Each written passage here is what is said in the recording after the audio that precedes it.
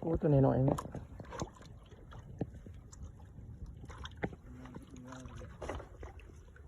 ประมาณ6-7 โล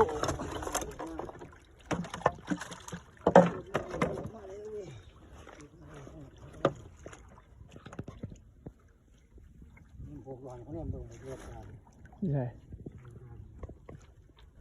มันก็แน่มากเนาะตัวเดียวดึงบาดเดียว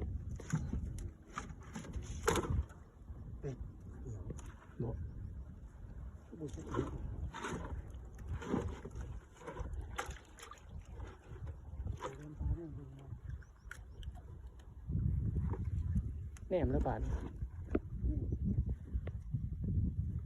มันเลี้ยงเอากันหน้าเขาชิวอยู่ใจเอาอีกนะครับ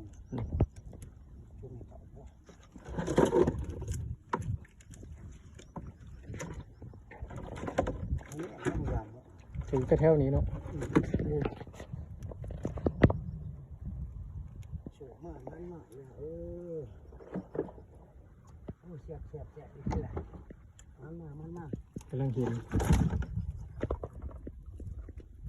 เสียบไร